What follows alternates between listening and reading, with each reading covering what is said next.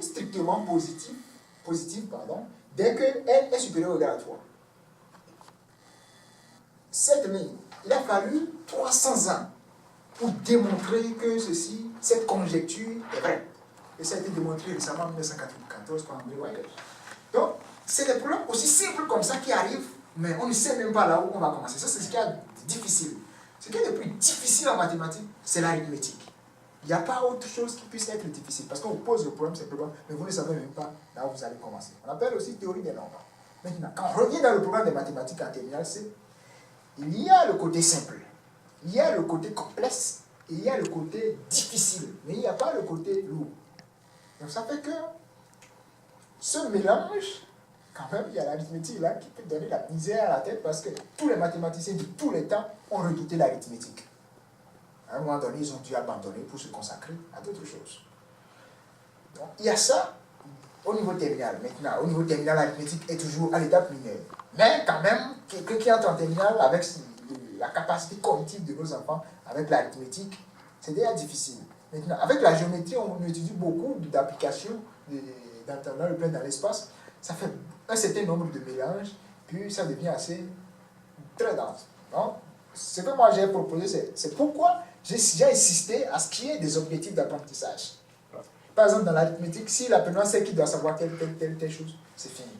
Donc, l'enseignant, dans l'évaluation, il ne va pas dépasser les objectifs d'apprentissage. Il va toujours rester dans le contexte. Donc voilà, on trouve toujours des moyens pour rendre assez simple ce qui est difficile. Dernièrement, lors de votre première publication, nous avons constaté le soutien technique et surtout moral du professeur que tout le monde connaît au Bénin, surtout à l'OPOSA, M. J.Q. Kanye, que je salue d'ailleurs sur ce plateau. Nous allons vous demander ici quels ont été vos soutiens de la part des professeurs de mathématiques au Bénin et quel a été le soutien de ce cher professeur J.Q. Kanye dans la publication de ces manuels.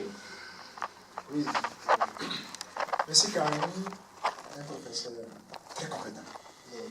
Je n'ai pas encore vu un professeur aussi compétent que lui.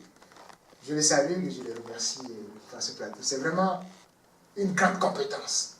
Maintenant, parce qu'il n'a pas les titres nécessaires pour m'appuyer dans ce que j'ai fait. Puis, dans ces conditions, il préfère quelquefois rester effacé. Il m'a orienté vers ses supérieurs, notamment M. Henri Naniou, qui est un didacticien, qui est un grand professeur. J'ai eu la chance de travailler avec lui. Il est vraiment au top. Et j'ai commencé à travailler avec lui, mais à un moment donné, il m'a lâché. Il m'a lâché, puis il m'a dit que... Pour quelle raison? Il m'a dit qu'il a reçu des pressions externes. Maintenant, je ne vais pas l'en vouloir parce qu'il n'est pas tenu aussi de me soutenir. Oui, mais il a aussi ses raisons, il a aussi ses occupations. Mais donc, c'est dans ce contexte qu'on avait travaillé, je le remercie vraiment énormément parce que sur les premières pages qu'on a eu à travailler sur le livre, c'était quand même très intéressant. Il a fait beaucoup de remarques qu'on a pu corriger les premières incohérences du livre. Mais avec ça, j'ai continué. Et le collectif des professeurs de mathématiques du Bénin? J'ai adressé aussi le soutien à d'autres professeurs de mathématiques. Ils se connaissent, ils sont au sommet de l'enseignement secondaire. Mais vous savez, au Bénin, les gens ils se prennent comme des dieux. Il faut le dire sans comprendre le détour. Donc c'est un peu ça, les gens se prennent comme des dieux. Et puis comme moi, je ne suis qu'un simple étudiant, donc je n'ai pas les qualifications qu'il faut dans le milieu professionnel. Mais ça fait qu'on ne m'écoute pas. Et dans ces conditions, je me suis rangé. Je fais ce que je dois faire pour faire ce que je veux faire. Mais vous soulignez là un problème de mauvaise foi de la part de vos concitoyens. Est-ce que cela c'est vraiment vrai? En même temps, vous dites que vous êtes un étudiant, vous n'avez aucune qualification, vous n'êtes pas du milieu professionnel. Est-ce que ce ne serait pas plutôt à cause de ça qu'ils ne vous font pas confiance? Vous savez, M. Adandé, c'est vrai, on peut essayer de comprendre pourquoi les gens ne veulent pas soutenir. Mais quand on revient sur les bases, M. Adandé, est-ce que vous êtes béninois? Je suis béninois. En fait, peut-être les raisons sont peut-être ailleurs. Vous savez, les Béninois sont égoïstes, d'accord? Je m'excuse de le dire comme ça, mais c'est ce qui arrive. Les mathématiciens en général. Donc ça fait que Les gens, ils font ce qu'ils veulent. Et puis, je ne vais pas vouloir quelqu'un. Chacun est libre de faire ce qu'il veut. Est-ce que vous voulez dire qu'il préfère que des publications de ce genre viennent de et là de vous? Ouais, il y a aussi quelquefois des problèmes de jalousie. Il y a d'autres peut-être qui pensent rédiger des livres, mais quand un jeune comme moi vient courir dans les pistes, ça devient un peu dangereux. Et puis, donc là, On vous aura compris, monsieur Kamel Edine, nous n'avons plus assez de temps pour traîner sur des futilités, comme vous l'avez souligné. Vu que vous n'avez pas eu le soutien nécessaire dans votre pays, est-ce que vous avez pensé, est-ce que vous pensez arriver à... Pensez-vous obtenir des soutiens de la part des autres pays de la sous-région, puisque vous étendez votre projet au niveau régional en Afrique de l'Ouest, en Afrique centrale, en Afrique francophone de façon générale? Oui, vous savez, bon, nul n'est prophète chez soi. C'est vrai que je n'ai pas eu le soutien nécessaire que je veux au niveau dans mon pays. Maintenant, est-ce que je peux pas obtenir du soutien dans les pays de la sous-région? Avez-vous eu des contacts avec Alors, eux? je n'ai pas essayé de contacter des professeurs de la sous-région, mais j'ai un autre plan d'action pour pouvoir atteindre mes objectifs. Parce que vous savez, comme je dis, je n'ai pas vraiment les qualifications. C'est difficile. Même moi, même si j'avais les titres nécessaires, c'est difficile. C'est vrai que j'ai un grand cœur pour accompagner des jeunes qui sont dans une dynamique donnée. Mais parfois, c'est difficile. Il faut reconnaître que c'est difficile de m'appuyer. Mais je pense qu'avec le temps, enfin, en réfléchissant de manière pertinente sur les grands sujets qui engagent notre système éducatif, à un moment donné, les gens doivent pouvoir se débarrasser de leur orgueil et pouvoir agir dans le même sens. Je pense bien.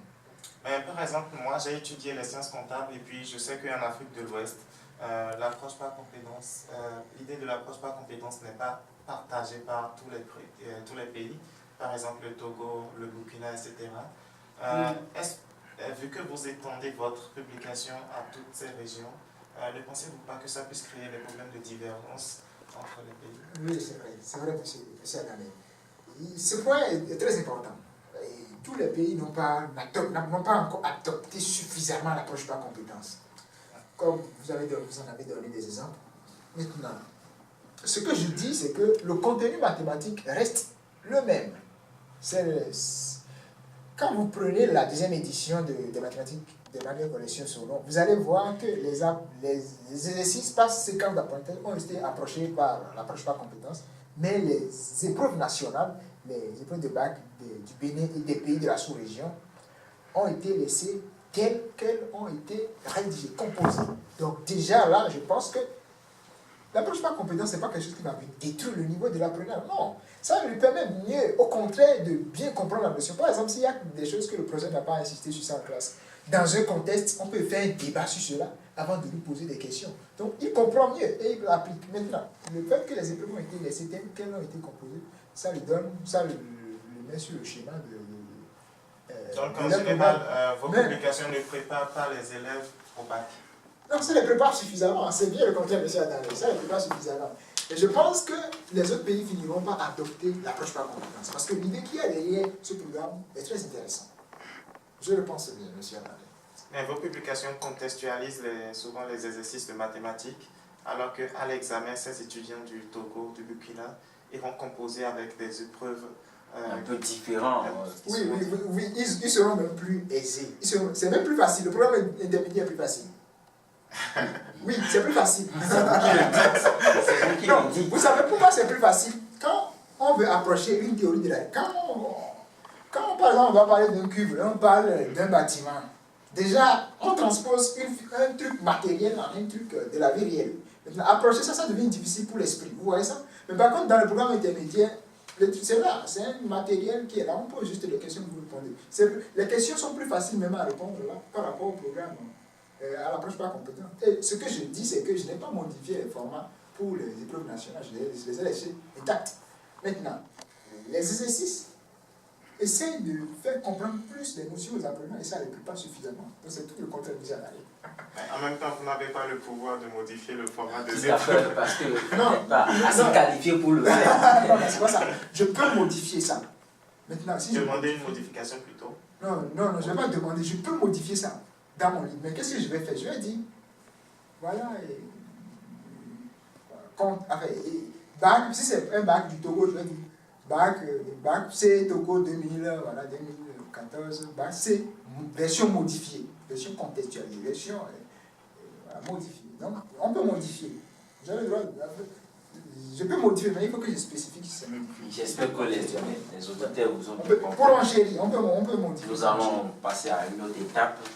Vous allez nous résumer en quelques points sur votre plan d'action pour améliorer l'enseignement des mathématiques en Afrique de l'Ouest de façon générale. En 3 points seulement, parce que nous n'avons plus assez de temps. Monsieur Nato, cette question, c'est une question aux didacticiens et aux inspecteurs de l'enseignement secondaire.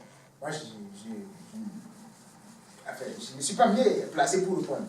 Les inspecteurs et les didacticiens ont la culture nécessaire pour apprendre comment enseigner les mathématiques.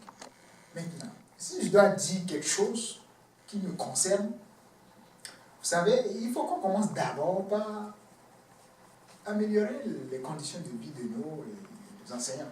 Nos enseignants sont très mal payés, ça c'est une réalité. Et ça n'encourage, nos enseignants vivent au seuil du minimum, et ça ne les encourage pas c'est pas stimulant pour une motivation dans l'enseignement. Quand vous devez percevoir un salaire que vous allez pouvoir payer votre carburant, payer le loyer, et puis vous n'avez plus rien, et puis vous avez des dettes, on va vous secourir parce que vous n'avez pas la tête suffisamment concentrée sur votre travail. Maintenant, revenez dans le milieu professionnel. Vous savez, on reconnaît qu'il y a des enseignants compétents dans notre système éducatif, ça c'est sûr. Il y a des enseignants très compétents. Mais il y a aussi un côté où il y a quelquefois des enseignants qui ont besoin aussi je vais dire, de mettre beaucoup plus de rigueur dans l'enseignement, dans la formation des enseignants. Quelquefois, il y a des enseignants qui essaient de fragiliser les apprenants. Il y a des enseignants qui veulent montrer à un apprenant qu'ils sont des dieux. Est-ce que vous rencontrez des enseignants comme ça, on les appelle des mauvais enseignants. Ce n'est pas forcément des enseignants qui sont incompétents, mais c'est des enseignants qui, peut-être pour leur propre plaisir, veulent mystifier une notion et veulent vous faire comprendre qu'ils sont comme un dieu, à vénérer. Donc ils ne poursuivent pas les objectifs de l'enseignement. Non, c'est qu'il faut. Moi, il y a des enseignants comme ça. J'en ai connu. Je vais pas citer quelqu'un. Donc il y a des enseignants qui vont essayer de vous faire comme ça. Donc je pense que, je ne sais pas si c'est leur propre plaisir. Enfin, je ne sais pas. Chacun. Parce que si quelqu'un agit comme ça, il faut lui demander pourquoi tu agis comme ça. Je ne sais pas pourquoi ça arrive comme ça. Mais je pense qu'à mon humble avis, il faut qu'on essaye de replacer les balises. Il faut aussi qu'on écoute les plus jeunes. Il faut qu'on évalue aussi nos enseignements. Vous savez, il y a des enseignants qui violent tellement le droit des apprenants que les enseignants ne connaissent pas suffisamment le droit des apprenants. Moi, par exemple, j'étais à l'université à l'ENIAM, il y a un enseignant qui m'a mis à genoux. Alors que j'étais parce que quoi, j'avais mon ordinateur ouvert sur ma tête quand il entrait dans la salle. Je n'ai rien fait. J'étais assis, j'avais mon ordinateur quand il entrait dans la salle. Ça montre que nos enseignants ne connaissent pas le droit des apprenants. Vous savez, donc, dans cette perspective, il faut quand même qu'on essaye de canaliser les choses pour redonner à l'enseignant la place qu'il faut et à l'apprenant la place qu'il mérite. Apparemment, vous donnez l'impression d'avoir un certain confort. Est-ce que vous pensez qu'un soutien financier vous est nécessaire? Pensez-vous que l'autorité, le gouvernement, le ministère de l'Éducation nationale ou des partenaires financiers devaient s'approcher de vous pour vous aider à publier vos prochaines éditions? Vous savez, monsieur Nato, je ne suis qu'un simple étudiant. Je suis qu'un simple étudiant. Je n'ai vraiment rien. La première publication, ça a été très difficile pour moi. Je n'avais eu aucun soutien financier. On a contracté un prêt pour pouvoir publier les manuels de correction sur nom. Les 500 exemplaires. Oui, les 500 exemplaires. À un moment donné, j'ai failli abandonner cette publication. Parce qu'on m'a dit que je voudrais publier le livre pour me faire de l'argent. Alors que je travaillais nuit de jour pour publier un tel livre. À un moment donné, j'ai failli abandonner. On m'a dit ça m'a vraiment fait mal. Puis j'ai dit, mais écoute, on abandonne. Mais je me suis dit non. Je dis vraiment que je sais qu'il y a un problème qu'il faut résoudre. Et là, on a pris tout le risque de contracter un prêt avec de gros intérêts. Donc au final, cette publication n'a rien apporté. Maintenant, qu'est-ce que je veux? Je voudrais. Moi, mon objectif, c'est que tous les apprenants aient des manuels didactiques qui devraient les accompagner dans les études.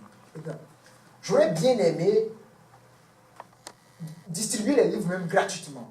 Mais je n'ai pas les moyens pour financer ça. Donc, si des autorités, il y a des organismes qui peuvent financer des programmes comme ça peut être intéressant. Mais je n'insiste pas pour obtenir des soutiens financiers parce que ce n'est pas encore, je ne suis pas encore à cette étape.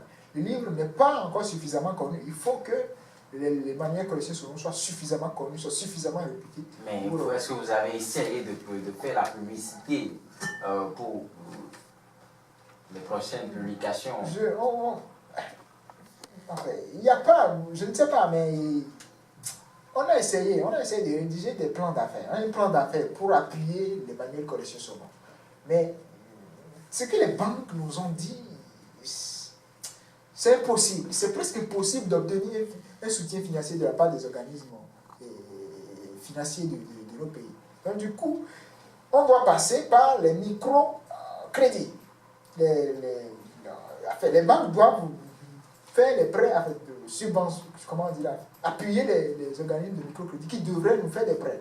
C'est le seul moyen qu'il y a pour faire. Et puis les intérêts pour les microcrédits, c'est vraiment assez énorme. Oui. Vous savez que ce n'est pas du tout encourageant. Et je pense que nos dirigeants doivent commencer par réfléchir à ça, à des choses comme ça, pour pouvoir appuyer ceux qui sont dans une dynamique de développement. Donc, en quelque sorte, vous êtes appauvri, voire endetté pour pouvoir publier ces documents, pour pouvoir aider les élèves du Bénin. Ça m'a vraiment... J'en ai souffert, mais on ne va pas revenir sur ça. Le plus important, c'est de voir nos apprenants soulagés. Madame, Monsieur, nous sommes presque à la fin de cette émission. Une dernière question pour Monsieur Kamel Edé. Vous allez le regarder tout droit devant la caméra et nous dire dans quel mois pensez-vous publier les manuels parce que nos auditeurs sont en attente de ces documents. Il y en a déjà certains élèves qui réclament, il y en a les parents d'élèves qui veulent revoir la nouvelle édition. Dites-nous dans quel mois ou dans quelle période vous allez publier. Oui, monsieur Nato, vous savez, le travail qui reste à faire est énorme. Et rédiger un document est très difficile.